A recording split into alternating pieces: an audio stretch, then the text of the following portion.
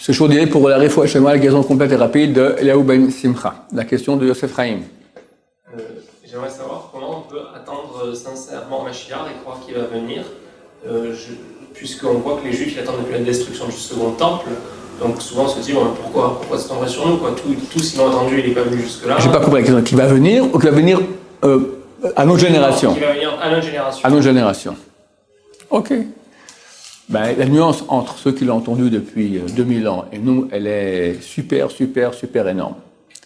C'est que si on prend le peuple juif il y a un siècle, le peuple d'Israël est en exil, il souffre, il n'y a aucun signe qui montre que Mashiach doit arriver.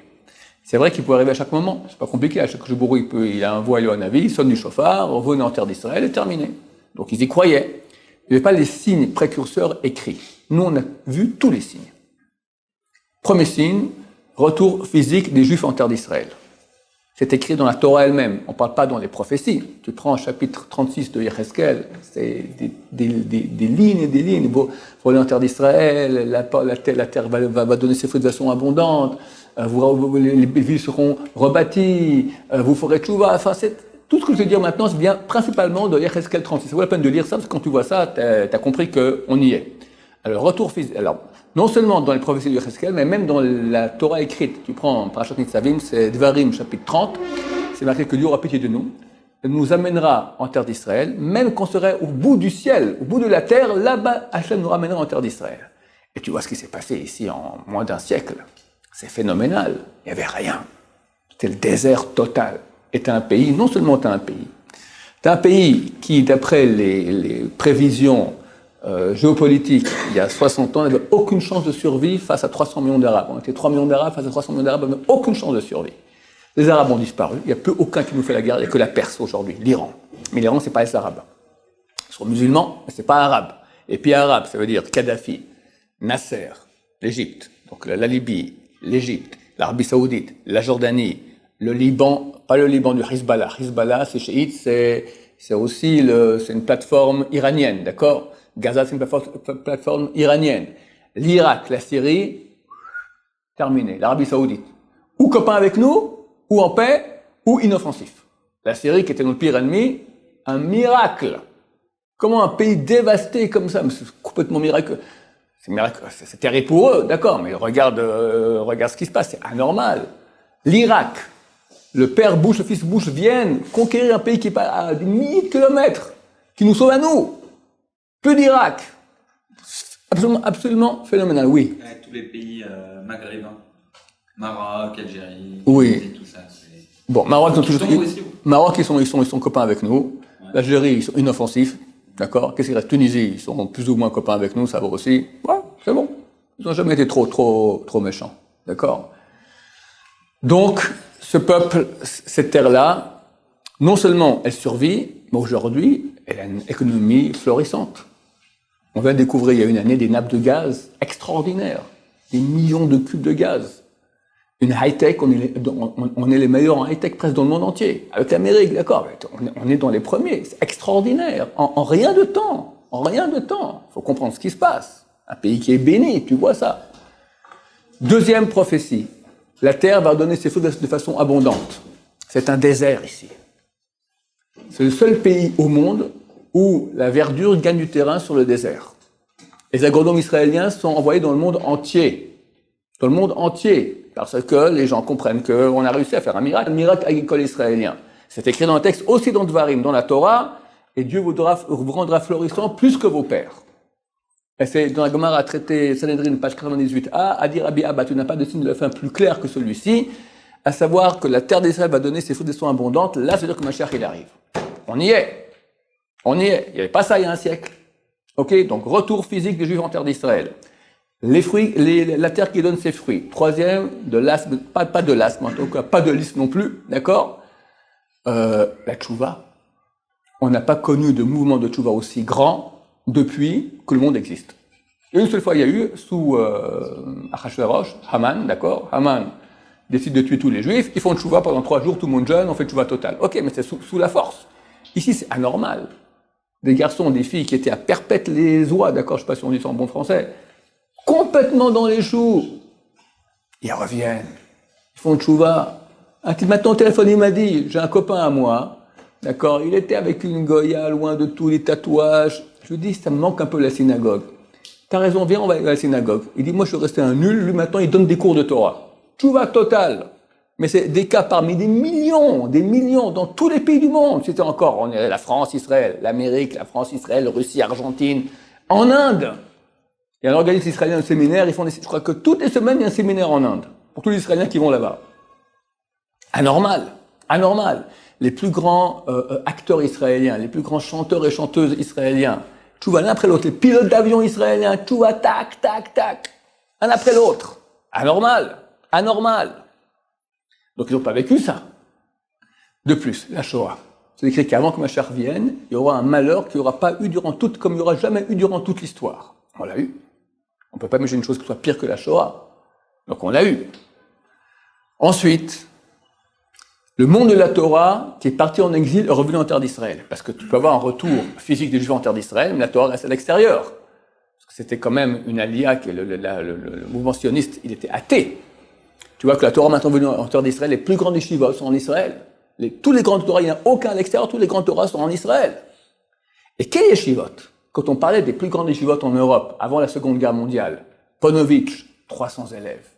Volojine, 300 élèves. Novardok, 150 élèves. C'était les grands noms d'Europe. Mir, c'est 250 élèves.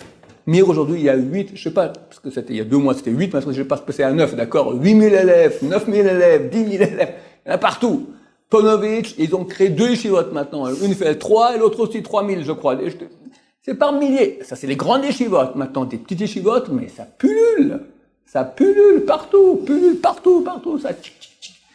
Tu vois, la Torah, en Israël, il n'y a jamais eu ça de l'histoire. On ne connaît pas un renouveau de Torah aussi grand de l'histoire. Le Rav Chaim Kanevsky, il a dit qu'aujourd'hui, et en quantité et en qualité, la Torah n'a jamais été aussi grande que cela. En qualité. Il y a tellement de gens qui réfléchissent sur tellement de choses qui sont écrites. On aurait une profondeur dans les écrits, dans l'approfondissement du Talmud. Phénoménal. Tout cela est écrit. Donc, il manque quoi? La vérité, Mashiach aurait dû déjà venir. L'Arbe Sandra Shaul Zatzal, ça sera bientôt, c'est 20 ans de son décès, ça sera 19, on sera le 18, ça sera dimanche soir, donc lundi. Lundi sera le 19, ce sera l'Iloula de 20 ans de son décès. Et il a dit que tout est prêt que Mashiach vienne. Pourquoi il vient pas? Il dit parce qu'il y a encore des dizaines de milliers de défunts qui supplient Hachem en priant, attends encore un peu, je veux encore que mon petit-fils fasse tchouva, mon arrière-petit-fils fasse tchouva. C'est eux qui empêchent, pour qu'encore plus qu'il soit, quand Mashiach arrive, fini la tchouva, terminé. Celui qui est dedans, celui qui est dehors, il est dehors. Bien qu'on dit qu'un dedans peut sauver toute la famille, mais si le un dedans et le un de la famille n'est pas encore rentré, encore dehors, toute la famille est dehors. Donc, maintenant, on sent que c'est bientôt la fin. Tu prends aussi les textes. Donc c'est marqué qu'Ishmaël tombera. Ishmaël est tombé. Comme je dis. À la fin des temps, Ishmaël tombe. Il est tombé. C'est fini. Ils n'ont plus de force politique puissante, rien. Il y avait encore l'autorité palestinienne, Trump est monté, il a ratatiné. Encore aujourd'hui, il a gelé 150 millions, 350 millions de dollars à l'autorité palestinienne. Ouais, ils sont bloqués, terminés. Et c'est marqué qu'à la fin, on a à voir avec la Perse. La Perse, c'est l'Iran. Et on est en plein là-dedans. Et c'est marqué que, juste avant que Mashiach vienne, l'Iran doit tomber dans les mains de Rome. Rome, c'est l'Amérique. Rome moderne, c'est l'Amérique. Ils sont en train de tomber. Avec Trump. C'est complètement dingue. Nous, on essaie de voir comment Mashiach peut venir, qui, quoi, comment, mais on ne comprend pas qu'Hachem, il tourne un petit, le potentiel, il fait comme ça, tic, et tout change. Tu vois que Trump, durant les élections, et à un moment, il a dit, OK, je me retire. Du coup, il s'est dit, allez non, il s'est remis dedans, et il a gagné les élections. Donald Trump, valeur numérique, Mashiach Ben David. Alors, c'est pas lui, c'est clair. Mais ce qu'il a fait pour que Mashiach Ben David il arrive, c'est phénoménal.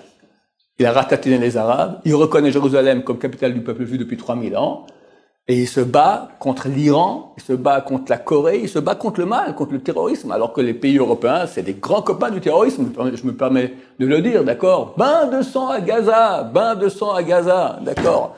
lorsque la fille de Trump vient ici avec son gendre, d'accord, annoncer le passage, l'inauguration de l'ambassade à Jérusalem, les médias européens, bain de sang à Gaza, pendant qu'eux boivent du champagne, bain de sang. Bah oui, des terroristes, reconnus par l'ONU comme terroristes, commencent à vouloir rentrer en Israël avec des couteaux, avec des fusils. On va les laisser, oui, bien sûr, il faut les laisser rentrer.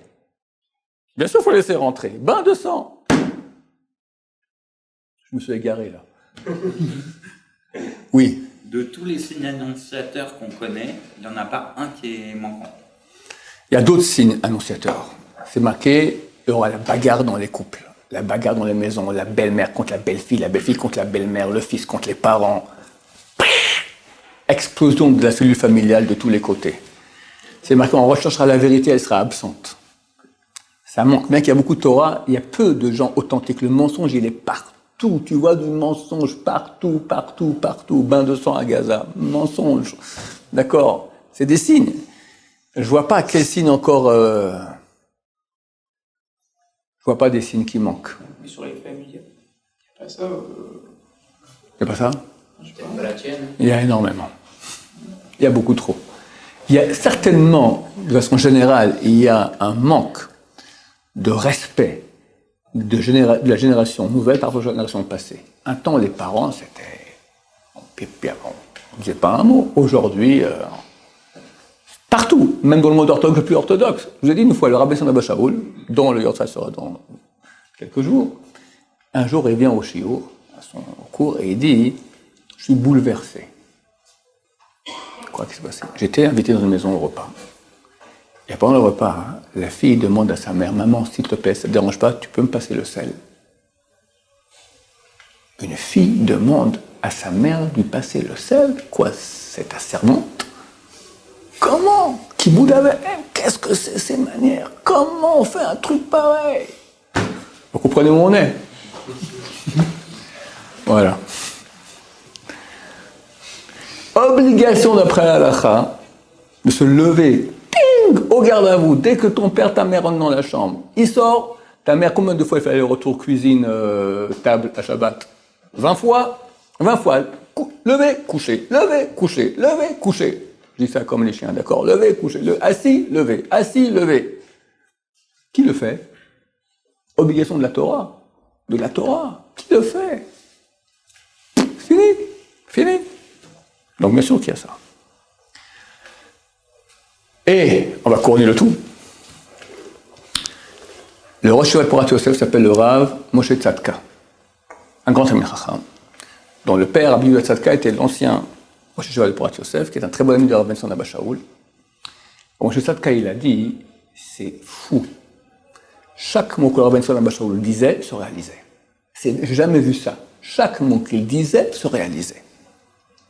Rabbi Abba Shaul, en l'année 1990, appelle chercher avec lui ma famille, mes parents et sa famille. On était à table ensemble. Je dis, Kvod Arav, nous là, est-ce qu'on verra Mashiach? Il dit, moi je ne sais pas, mais vous oui. Alors c'est pour bientôt? Mais il a dit qu'il venait aussi. Mon père a eu 84 ans le 20 Sivan, donc il y a une vingtaine de jours. Bon, Bert Hachem viendra bientôt.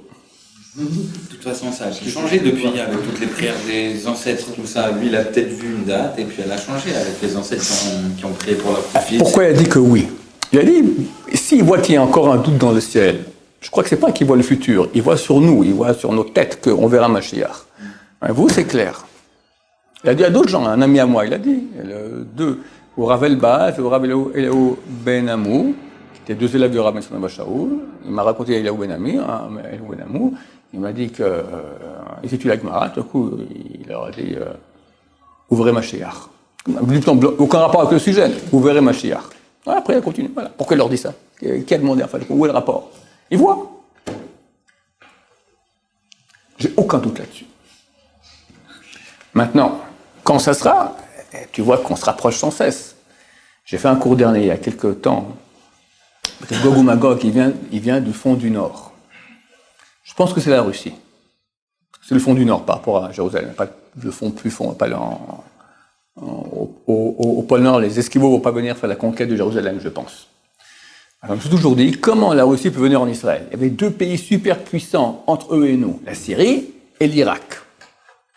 Au-dessus de l'Irak, c'est déjà la Russie, d'accord?